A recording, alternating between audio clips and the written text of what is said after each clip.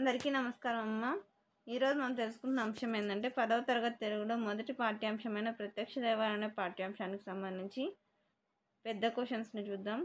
మొదటి ప్రశ్న, ప్రత్యక్ష దైవాలు పాఠ్యభాగ సారాంశాన్ని గురించి రాయండి. ఎస్ఏ క్వశ్చన్ ఖచ్చితంగా, అంటే ఎస్ఏ క్వశ్చన్స్ వస్తాయమ్మా, జాగ్రత్తగా స్క్రీన్ షాట్స్ తీసుకోండి. తర్వాత రెండవ ప్రశ్న, ఈ పాఠం ఆధారంగా ధర్మవ్యాధిని వ్యక్తిత్వాన్ని విశ్లేషించండి. తర్వాత మూడవ ప్రశ్న, వృద్ధాశ్రమాలు పెరిగిపోతున్న నేటి రోజుల్లో తల్లిదండ్రుల సేవలను మించిన ధర్మం లేదు అనే ధర్మవ్యాధిని అభిప్రాయం ప్రాధాన్యతగా వివరించండి. తల్లిదండ్రుల సేవా విశిష్టత ఎస్సే, జాగ్రత్తగా స్క్రీన్ షాట్స్ తీసుకోండి. తర్వాత ఇది కంటిన్యూషను.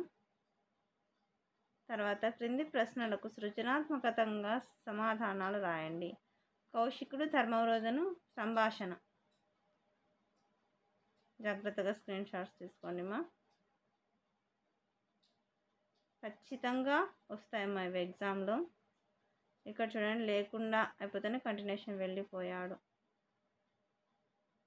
నెక్స్ట్, విద్య ఉద్యోగం నిమిత్తం తనకు దూరంగా ఉంటున్న పిల్లల గురించి తల్లిదండ్రుల అభిప్రాయాన్ని ఆత్మకథగా రాయండి. సూర్యకాంతం ఆత్మకథ.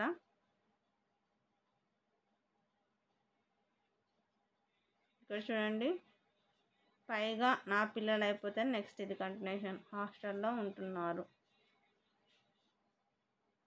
అందరికీ ధన్యవాదాలమ్మా. ముఖ్యంగా నాకు ఈ మెటీరియల్ని మీకు అందజేయడానికి సహకరిస్తున్న వాళ్ళందరికీ పేరు పేరున ప్రత్యేకమైన ధన్యవాదాలు. నా ఛానల్ సబ్స్క్రైబ్ చేసుకొని